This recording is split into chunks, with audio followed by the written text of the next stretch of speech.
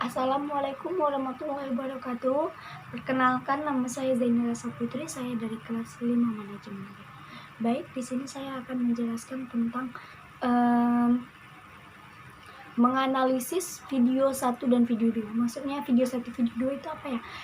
Kita sebelumnya sudah menonton dua video dan kita disuruh menganalisis dengan menggunakan video seperti ini juga. Baik, di sini nanti saya akan memberikan link-link video 1 dan video 2 juga dan saya akan menganalisis dari kedua video tersebut. Baik, di sini saya akan menjelaskan tentang badan-badan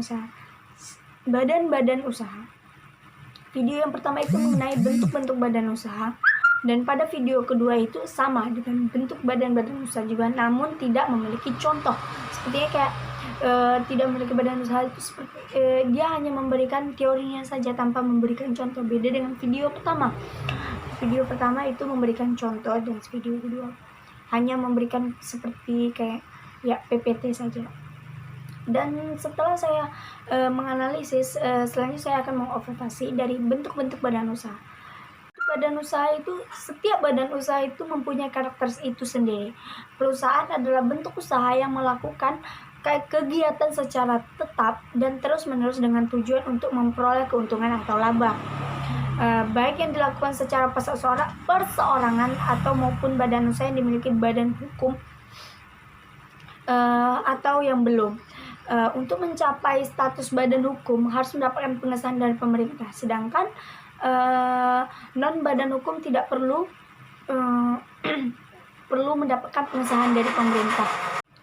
Sebuah badan hukum dipandang sebagai subjek hukum, di mana mereka memiliki hukum tersendiri yang dapat memiliki harta dan kekayaan sendiri, serta mereka juga bisa dituntut dan bisa menuntut.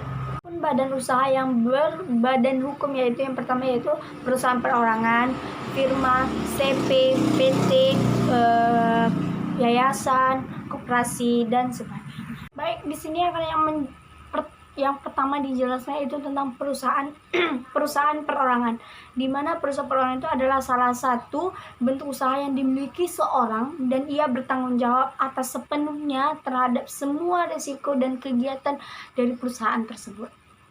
Dan yang selanjutnya itu tentang firma. Firma merupakan persekutuan atau perserikatan untuk menjalankan usaha antara dua orang atau lebih, namun dengan nama yang sama. Dengan tanggung jawab, mereka memiliki tanggung jawab masing-masing, dan anggota firma itu tidak terbatas. Sedangkan laba yang diperoleh dari usaha tersebut untuk dibagi bersama-sama. Begitupun sebaliknya, bila terjadi kerugian sama anggota firma ikut menanggungnya juga. Mereka sama-sama menanggung keuntungan atau kerugian dari perusahaan tersebut. Selanjutnya itu ada CP, di mana CP adalah perusahaan yang dibentuk oleh dua orang atau lebih. Di dalam CP ada dua macam anggota, dan di dalam CP itu ada dua macam anggota, yaitu yang pertama anggota aktif dan anggota pasif. Di mana anggota aktif ini adalah mengelola usaha serta bertanggung jawab sepenuhnya terhadap perusahaan tersebut. Sedangkan anggota pasif merupakan anggota hanya menyetorkan modal saja, hanya memberikan modal saja dan tidak ikut mengelola perusahaan serta bertanggung jawab atas pada modal yang disetorkan saja. Dia hanya sebatas menyetorkan modal saja, dan dia tidak memikirkan utang piutang perusahaan atau bagaimana. Dia hanya memberikan modal saja. Selanjutnya itu PT. PT merupakan perserikatan beberapa pengusaha swasta menjadi satu kesatuan untuk mengelola usaha itu bersama. Dengan perusahaan memberikan kesempatan kepada masyarakat luas untuk menyertakan modalnya ke perusahaan dengan cara membeli saham tersebut. Seperti siapa saja bisa berinvestasi atau memberikan modalnya ke perusahaan tersebut. Seperti itu. Itu yayasan. Menurut Undang-Undang Nomor 16 Tahun 2001 tentang yayasan adalah badan usaha yang terdiri atas kekayaan yang dipisahkan dan diperuntukkan untuk mencapai tujuan tertentu di bidang sosial, keagamaan, kemanusiaan yang tidak mempunyai anggota.